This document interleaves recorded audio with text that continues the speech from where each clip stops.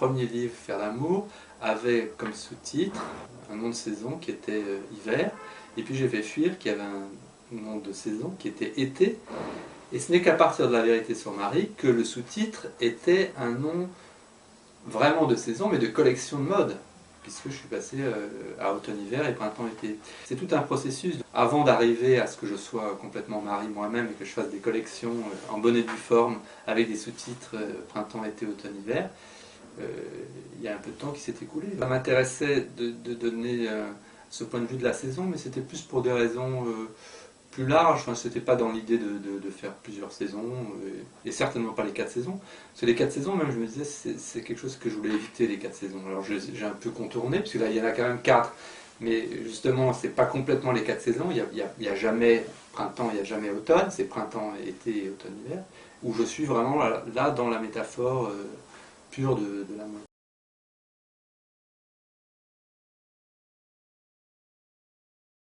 J'avais plusieurs fois eu comme des velléités de faire des collections.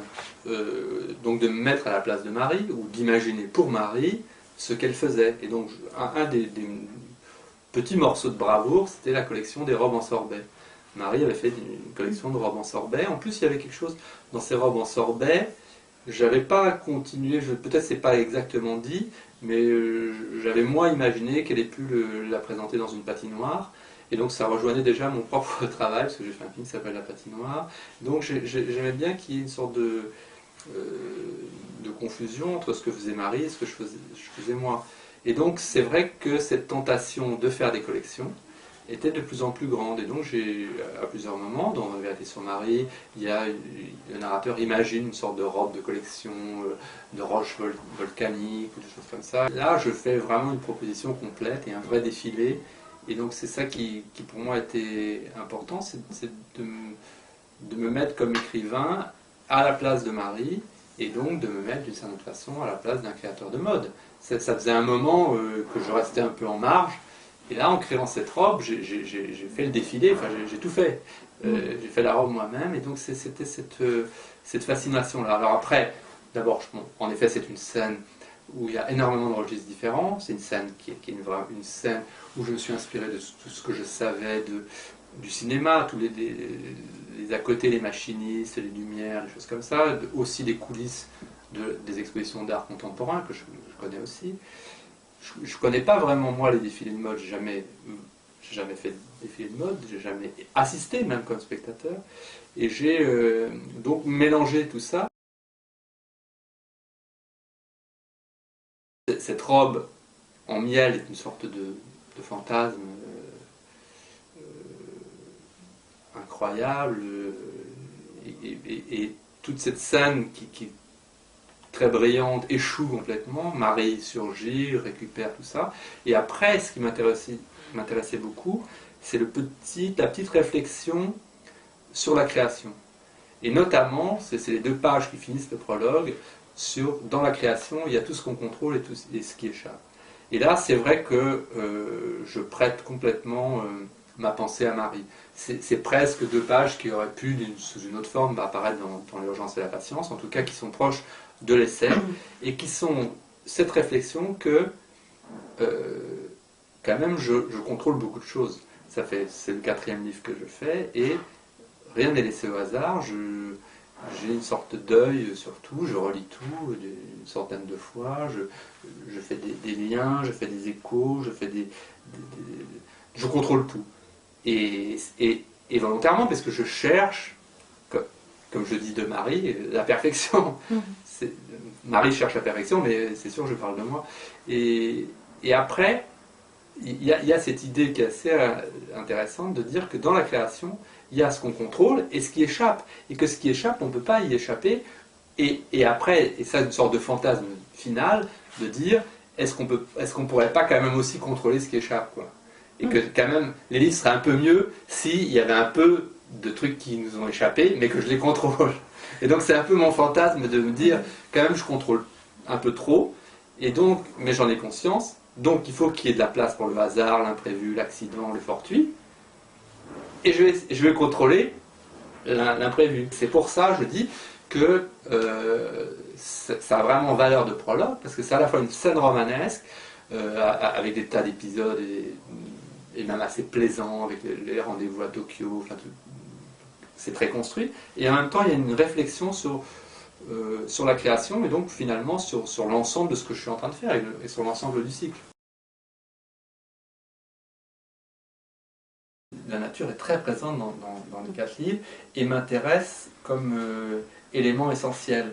La nature, au même titre que les saisons, au même titre que les éléments, c'est-à-dire que la façon dont je traite dans les 4 livres les éléments, l'eau, le feu, la terre, l'air, la nature aussi, d'une certaine façon, je la mets à contribution. Et la nature, même si on est au début du XXIe siècle et que j'en ai conscience et que je tiens à ce que le livre soit vraiment un livre du début du XXIe siècle, et que ça fait 10 ans que je l'écris, donc depuis le tout début du XXIe siècle, donc c'est vraiment un livre qui s'inscrit complètement au début du XXIe siècle, la nature existe toujours. Et la nature, avec les tremblements de terre au Japon, alors le grand tremblement de terre a eu lieu en 2011, on ne s'est pas situé, on ne sait pas quand a eu lieu le tremblement de terre qui est décrit dans Faire l'amour, mais enfin il y a eu un tremblement de terre. Les incendies de forêt, ça continue. Je lisais hier, il y a des incendies en Californie en ce moment, mais des incendies en Corse, à l'île d'Elbe, des incendies de forêt, il y en a.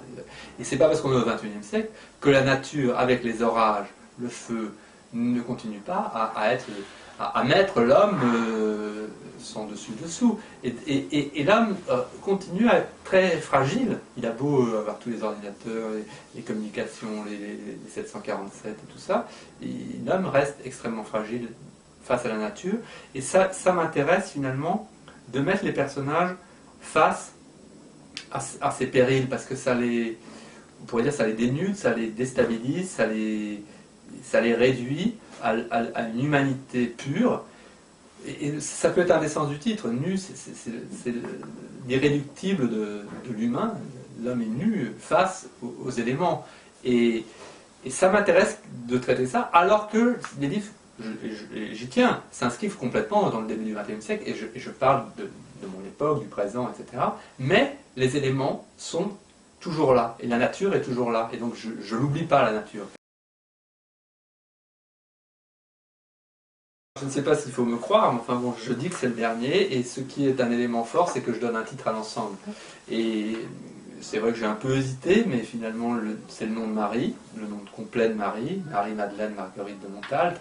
C'est vrai que c'est un très beau nom. J'avais fait un paragraphe complet sur son nom dans Faire l'amour, quand la première fois que je dis que Marie s'appelle Marie-Madeleine Marguerite de Montalte, et j'explique pourquoi Madeleine, pourquoi Marguerite, pourquoi Montalte.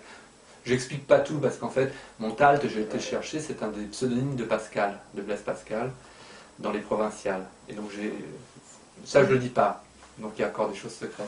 Mais j'explique, je fais tout un paragraphe sur le nom de Marie, et c'est vrai que ça s'impose, c'est le livre de Marie. Et donc en plus, je trouve que il y a les 4 M, Marie, Madeleine, Marguerite de Montalte, et ça donne, enfin je veux dire, la ligne du livre, il y a 4 livres, 4 M, 4, et tout tourne autour d'elle. Le livre, ça fait 10 ans que je tisse des variations autour de Marie. Alors, si après je sais pas s'il faut employer le verbe parjurer, ou en tout cas je ne fais pas ce que je dis, c'est possible. Mais en tout cas, j'annonce que c'est le dernier et je donne un titre à l'ensemble. Je pense qu'il fallait bien 4 livres pour essayer de la cerner. Donc c'est normal qu'il en faille autant de livres. Après, il y a d'autres choses, il y a d'autres éléments. Dans la construction, il y a aussi leur histoire d'amour. Et il y a aussi le fait que leur histoire d'amour, il est dit qu'elle dure 7 ans. Et les 4 livres, finalement, se déroulent sur une longue année, ou un peu plus d'une année, puisque, je dirais, il y a quelques flashbacks dans Faire l'amour, je crois, qui évoquent leur première rencontre, et même plus ou moins leur premier baiser, mais c'est à peine abordé. Par contre, il y a un long épisode dans Fuir, qui raconte la mort du père de Marie, et ça c'est le premier été, puisqu'on arrive ensuite à un deuxième été, on va jusqu'à la Toussaint, donc c'est un peu plus d'1 an. Les 4 livres s'étendent sur un peu plus d'1 an. Ce qui brouille complètement les pistes, c'est que c'est pas dans l'ordre. Enfin, chronologiquement, c'est Fuir le premier, et dans la publication c'est faire l'amour. Ça m'intéresse beaucoup parce que justement, peu importe, je dirais, je conseille pas spécialement de commencer par le premier, ni par le premier chronologiquement. Je dirais, commencez par celui que vous voulez, mais par contre lisez les autres. Et ce qui moi m'intéresse, c'est que chacun, ils se répondent. Il y a des échos qui vont de l'un à l'autre. Et qu'en fait, c'est pas quelque chose qu'on déroule qui va de là jusque là, c'est quelque chose qui a des facettes multiples. Et en fait, chacun répond à l'autre. Et en fait, en lisant par exemple Nu maintenant, on va avoir des variations, des informations nouvelles sur des épisodes qui ont lieu dans Faire l'amour. Par exemple, dans Nu, il y a un moment qui se situe 3 jours après la fin du livre Faire l'amour. Et une des choses qui m'intéressait beaucoup, c'est que le lecteur qui a lu, il y en a quelques-uns qui ont lu mes livres dans l'ordre finalement, se souviennent, si on l'a lu au moment de la sortie, Faire l'amour, c'était en 2002, on lit ça maintenant le suivant en 2013, ça veut dire on lit 9 ans plus tard, et quand on le lit, on se souvient de quelque chose, mais vaguement. 9 ans plus tard, on ne peut pas avoir une idée extrêmement précise de la scène, mais ça reste, c'est une sorte de réminiscence, c'est aussi un écho. Et je dirais, je joue avec ce que je produis dans l'esprit du lecteur. Et je sais que le lecteur va avoir un écho dans sa propre réalité, que sa lecture de 2013, s'il lit Nu aujourd'hui, finalement, il va avoir des réminiscences de 2002, et il va y avoir aussi des souvenirs de sa lecture et de son passé et de sa vie de 2002. Et que finalement, je vais réussir de cette manière-là à faire percevoir la vraie épaisseur du temps. Et que finalement, le vrai temps tel qu'il existe, mon temps va être riche, mon temps va être lourd. Parce que certes, dans mon temps, il n'y a qu'une année, mais les gens ils vont dire ah oui, c'est vrai, il y a un an qui s'est écoulé, puisque eux, il s'est passé 10 ans dans leur lecture. Et ainsi de suite. Enfin, à plusieurs moments, je fais comme une sorte d'expérience je joue avec la perception réelle du lecteur. Enfin, en tout cas, celui qui a lu mes livres.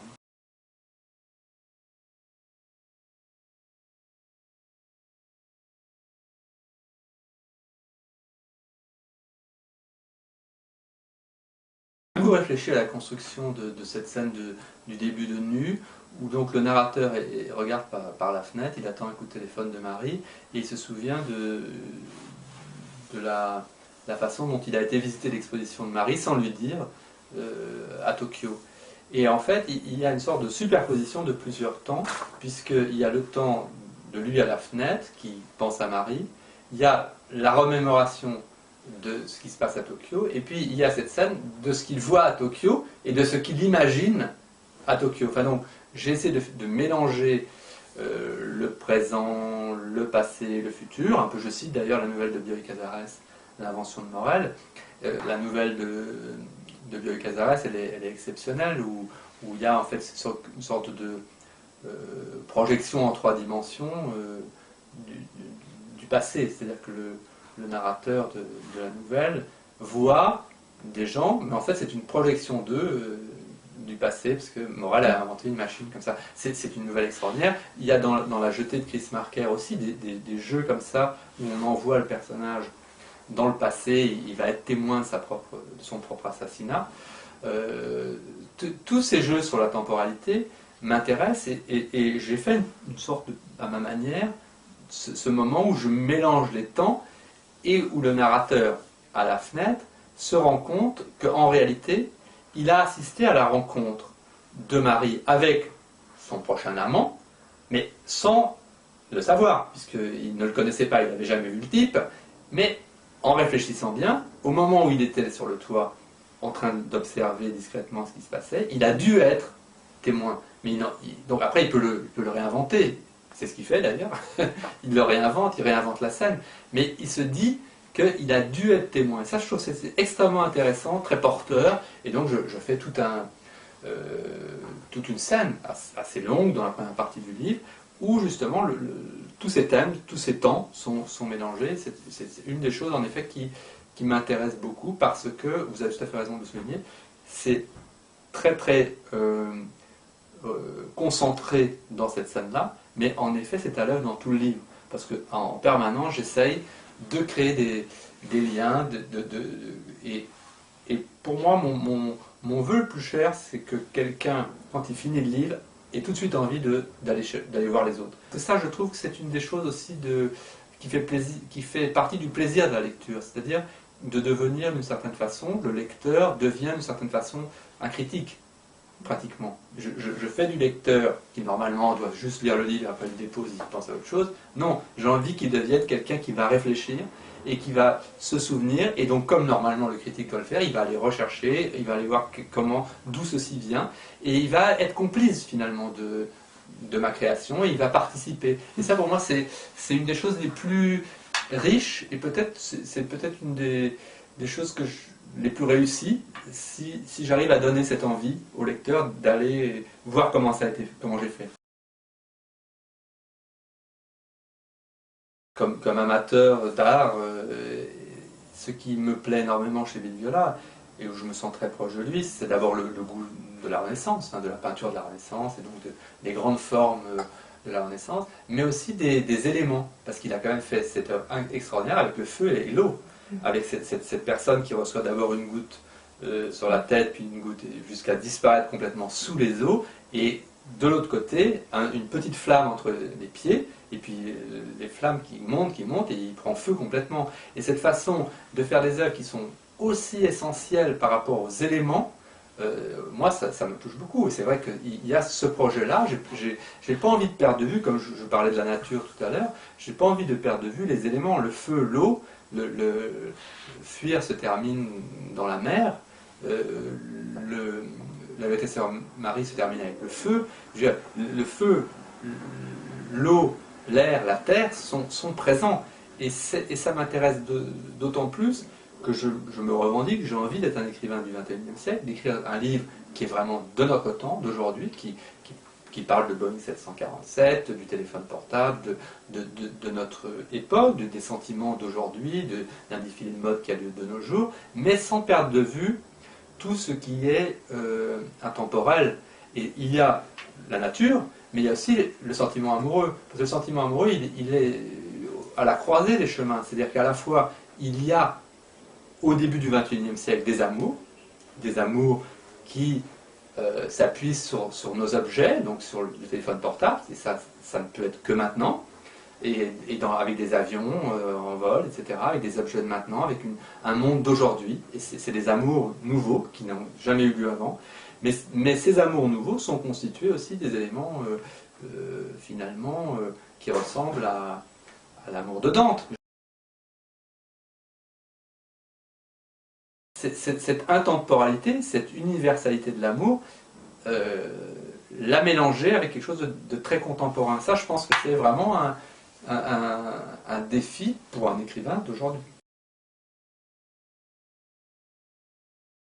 Il y a surtout le fait que je suis un écrivain très conscient de ce qu'il fait. Le thème du ressassement, il est traité.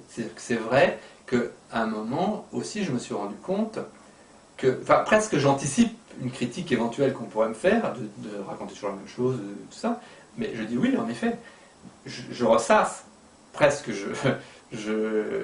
c'est toujours la même chose, mais je dis, mais est-ce que l'amour, quand il dure, est-ce que ce n'est pas nécessairement un ressassement?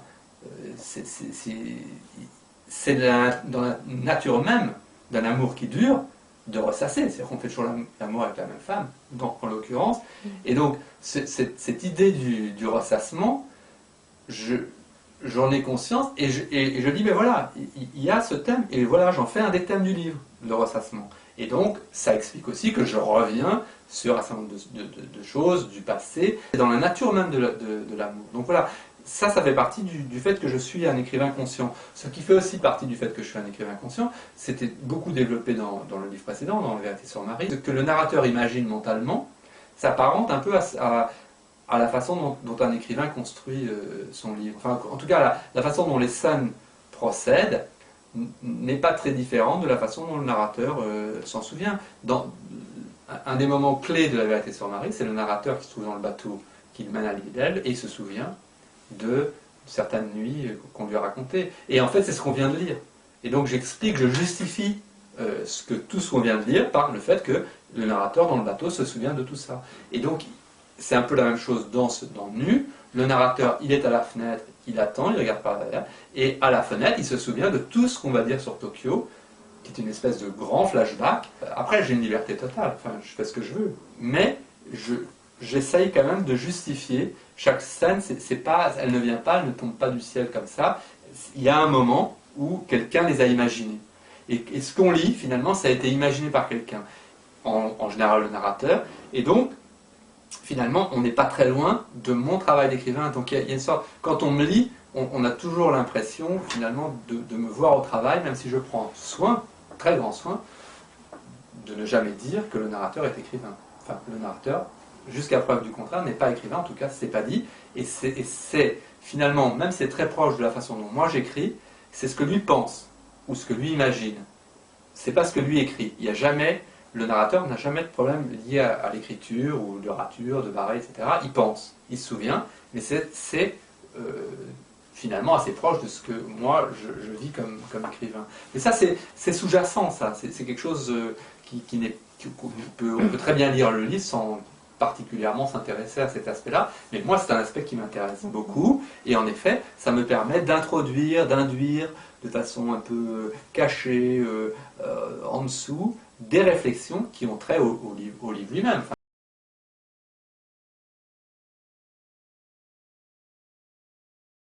c'est plus Marie, c'est moi que Marcel devient écrivain. J'ai hésité entre les deux, mais c'est vrai que c'est vrai que la façon, tout ce que je dis sur le travail de création de Marie vient beaucoup de mon propre travail.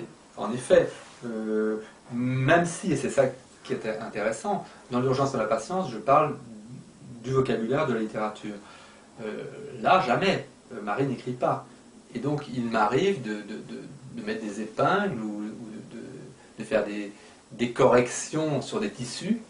Mais en fait, les corrections sur les tissus ou les corrections sur les brouillons, c'est un peu pareil. Et donc, je reviens sur les 2 dernières pages du prologue. Pour moi, sont vraiment extrêmement importantes. C'est une sorte de déclaration d'intention et qui sont d'autant plus intéressantes que je parle de ce qui échappe. Et il est évident qu'on a beau tout contrôler, on ne peut pas écrire quelque chose qui... Enfin, à moins de faire une forme géométrique, un carré blanc, alors là on contrôle peut-être tout, mais dès lors surtout quand on écrit, il y a tellement de paramètres, tellement d'éléments, il y a des choses qui vont venir de notre vie, et donc le fortuit aura sa place. Il va y avoir des tas de hasards qui vont rentrer, alors après on essaye de les colmater et tout ça, mais c'est ça, cette réflexion, ça fait longtemps que je réfléchis à ça, et d'autant plus que j'essaye de tout contrôler, que finalement, plus il y a d'accidents ou de fortuits, plus c'est intéressant. Et je dois laisser la place à des choses qui sont un peu, qui me bousculent, et laisser être ouvert à l'imprévu quand j'écris.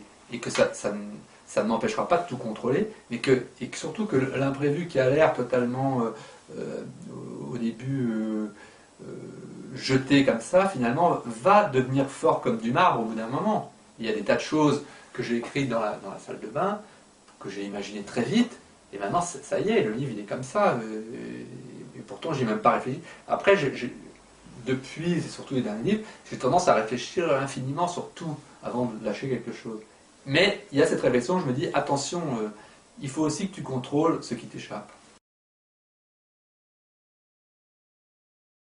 C'est en cela qu'il fait 4e et dernier, c'est en cela, mais ça concerne la première partie, où il y a reprise, ressassement, tout ce qu'on a dit, puisque en plus, tout ça est agrémenté d'un grand flashback qui se situe juste à la fin de Faire l'amour. Donc là, vraiment, je prends l'ensemble du cycle, et je rajoute une grande scène qui se passe chronologiquement 2-3 jours après la fin de Faire l'amour que j'ai écrit il y a 10 ans. Donc vraiment, je prends l'ensemble.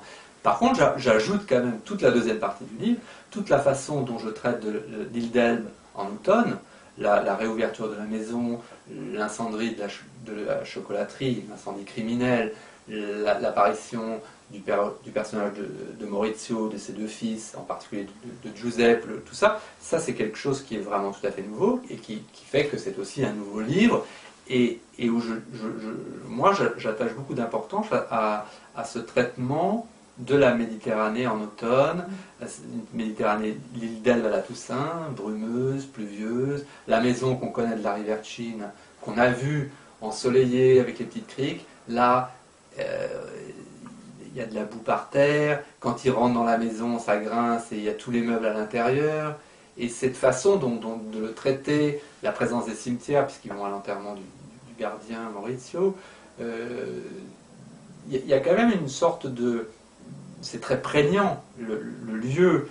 Et donc ça, c'est vraiment un élément nouveau. Donc il y a certes toute cette dimension de ressassement qui est nécessaire, je dirais, pour l'économie de l'ensemble du livre. Et puis il y a toute la deuxième partie, je dirais, qui est un nouveau livre aussi, et qui a un nouvel univers, et une nouvelle description, avec notamment tout ce qui a trait à la chocolaterie, à cet incendie criminel, où le rôle de Giuseppe est assez louche, on ne sait pas exactement ce que c'est, tout ça est à peine dit, mais c'est aussi un petit roman entier.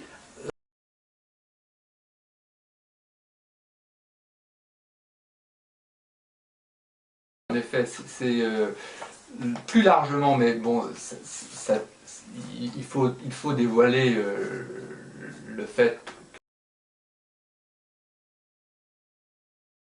Le plus extraordinaire de ce point de vue-là et de mon point de vue, c'est que cette histoire d'amour qui s'étend sur 12 ans est quand même une histoire de rupture amoureuse. Ça commence, c'est la séparation, ils se séparent.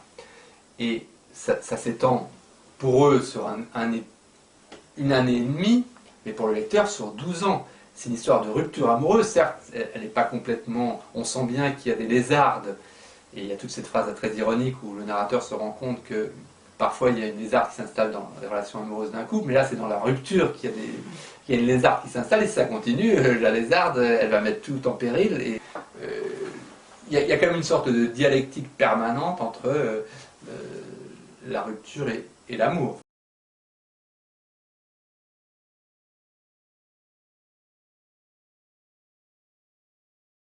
Je vous rappelle en plus de ça qu'il y a une troisième Marie dans La vérité sur Marie. Il passe une nuit avec dans l'intervalle pendant que Marie batifole avec Jean-Christophe Degé, lui-même se trouve avec une jeune femme qui s'appelle également Marie. Et donc en fait ça fait quand même la troisième. Ça m'amusait assez justement de donner le même prénom à toutes les femmes pratiquement toutes les femmes du livre s'appellent Marie. Et en même temps, c'est quand même un prénom très courant, et même la parenthèse épouse qui a comme Marie, on peut le vérifier, je dirais, c'est vrai, il y a beaucoup de Marie. Je crois que le narrateur ne confond pas, il n'y a qu'une Marie. Pour le narrateur, il n'y a qu'une Marie. Alors après, c'est vrai que le quiproquo, le fait que Jean-Christophe Degé se trompe de Marie, ça m'a permis de faire une scène très enlevée, comme il y avait longtemps que j'avais plus une matière qui permettait un comique de situation qui est plus du registre de la télévision. Enfin, je pense que des scènes comiques comme ça, il n'y en avait pratiquement plus, et ça m'intéressait d'en faire une. Alors c'est assez limité, c'est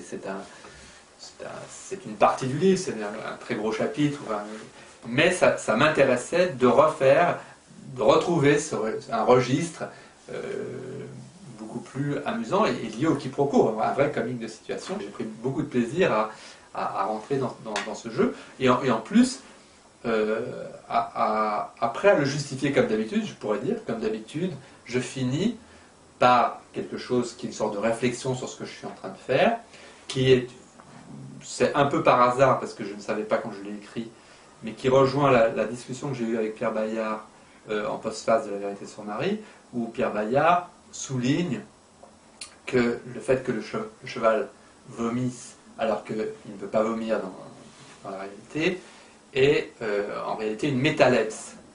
Une métalepse, l'exemple classique de la métalepse, c'est dans Woody Allen, La Rose pour Bucker, l'acteur qui descend de l'écran, donc où il y a une sorte de mélange entre l'univers de la fiction et l'univers réel. Et donc, je ne savais pas que je faisais une métalepse quand je l'ai faite, mais au moment où il s'en va, où Jean-Christophe Degé se rend compte du quiproquo, il est tout confus, tout gêné, il cherche, il regarde à droite, à gauche, il a envie de partir, et je dis même, il a même et si c'était possible, de quitter ce récit, parce que, en fait, je le dis pas comme ça, mais il se rend bien compte qu'on se fout de sa gueule dans ce récit, que l'auteur se moque de lui.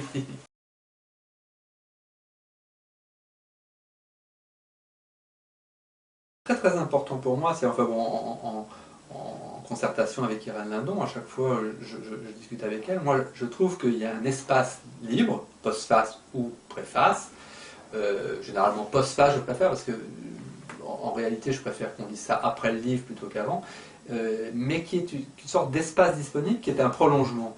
Et je crois que j'ai un peu dit tout à l'heure, moi j'écris mes livres mais j'aime qu'on les prolonge. Et j'adorerais qu'on termine nu et qu'on se replonge dans les autres. Et donc finalement les poches, j'incite finalement le lecteur à réfléchir. Alors c'est vrai que c'était chaque fois des choses différentes parce que Pour faire l'amour, c'était un texte critique de Laurent Demoulin, qui pour la première fois annonçait que c'était un ensemble beaucoup plus vaste. Pour fuir, c'était une discussion avec Chen Tong, mon éditeur chinois, qui élargissait aussi. Il y avait un autre registre, puisque je parlais de cinéma aussi, il parlait de la réception de mes livres en Asie, enfin, mais ça ouvrait. Et là, avec Pierre Bayard, c'est une discussion très technique, enfin, je veux dire, il faut déjà être un bon lecteur pour suivre. C'est pas du tout un texte qui incite à lire. Il faut déjà avoir envie. Il faut déjà l'avoir lu. C'est pas un livre, c'est pas un texte qui va faire lire ou acheter. C'est pas du tout la question. C'est un texte de, comment dirais-je, d'amateurs de littérature qui vont se poser des énigmes, un peu à la façon de Pierre Bayard, des paradoxes qu'on va résoudre ensemble, et l'un et l'autre, on se stimule pour aller chercher, avec des exemples chez Daniel Arras, chez Woody Allen, et j'ai adoré faire cette enquête, comme il fait lui-même, ces enquêtes très brillantes, d'en faire une avec lui à propos d'un de mes livres. Mais ça me plaît beaucoup, qu'il y ait en effet à chaque fois un prolongement, que mon livre aussi, un peu, moins que moi, mais vous accompagne. Moi, ça m'a accompagné 4 ans et j'ai pas arrêté de le tourner dans ma tête, dans tous les sens, mais au moins un minimum qu'il accompagne le lecteur.